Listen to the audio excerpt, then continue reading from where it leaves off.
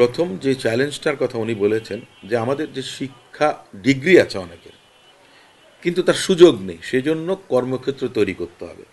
ইনভেস্টমেন্টের বিষয় এবং দেশে বিদেশি বিনিয়োগ কারা করবেন, দেশের স্বার্থ জলাঞ্জলি কিংবা দেশের স্বার্থ পরিপন্থী কোনো বিষয় নিয়ে চুক্তি করবেন না। সেটা দেশের কথাই বিবেচনা করবেন, দেশের জনগণের কথাই বিবেচনা করবেন।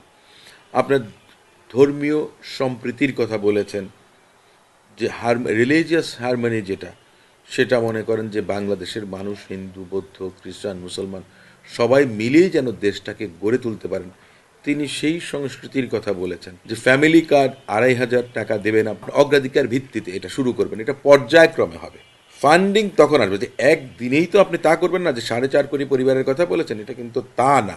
এটা পর্যায়ক্রমে মাসে মাসে এটা বাড়বে।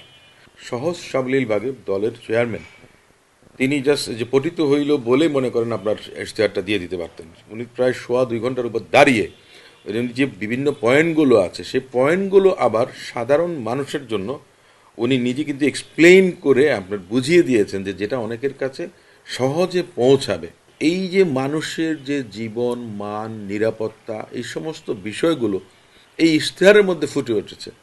আর সবচেয়ে বড় কথাটা যেটা, যে ইশতেহার খুব একটা যে সবাই ফলো করেন তা না, কিন্তু ইশতেহার দেওয়ার কারণটা হলো, আপনারা দেখেছেন ইশতেহার যখন দেওয়া হচ্ছে তখন অনেক ফরেন ডিগনিটারিজরা এসেছেন, আমাদের ডেভেলপমেন্ট পার্টনার। তারা তারা কিন্তু আমাদের দেশে বিনিয়োগ করেন, উন্নয়নের জন্য সহযোগিতা করেন।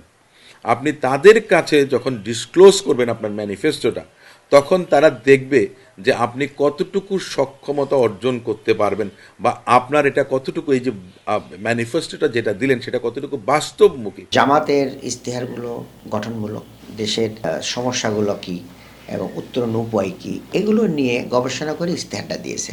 আমরা ধরে ধরে কিভাবে আমরা টাকা আয় করব, কোন কোন জায়গা থেকে সেট করা যাবে, কোন কোন জায়গায় বিনিয়োগ করলে দেশের উন্নতি হবে, অর্থাৎ দুর্নীতি রোধ করা, নতুন নতুন ক্ষেত্র তৈরি করা, মানুষদেরকে ট্রেনিং করে বিদেশে পাঠানো, রেমিটেন্স আয় করা এবং দেশকে আগায় নেওয়ার জন্য ধরে ধরে ইশতেহারটা দিয়েছেন। বাট বিএনপির ইশতেহার হলো গতানুগতিক, পুরাতন ধাঁচের, নতুনত্ব কিছু নাই। আমাদের দেশের মানুষ ক্লিয়ারলি ম্যানিফেস্টো দেখে কোনো রাজনৈতিক দলকে বিবেচনা করা, এইটা খুব কম ক্ষেত্রেই ঘটে এবং এটাকে উৎসাহমূলক জায়গায়ও কিন্তু নেওয়া হয় না। কারণ সবসময় ওই যে চড়া মন্তব্য এবং মানে বড় মিছিল, এগুলো দিয়ে এক ধরনের ইমপ্রেস করার ব্যাপার থাকে। আমি জানি না এটাতে আসলে ইমপ্রেস হয় কিনা মানুষ। নানান রকমের বাগাড়ম্বর এবং নানান রকমের কথা দেওয়া, এই কার্ড, অমুক কার্ড, তমুক কার্ড, নানান রকমের এই বিষয়গুলো দেখবেন, এগুলো কেউই কিছু করতে পারবেন না। বাংলাদেশের সিস্টেমটা এমন না।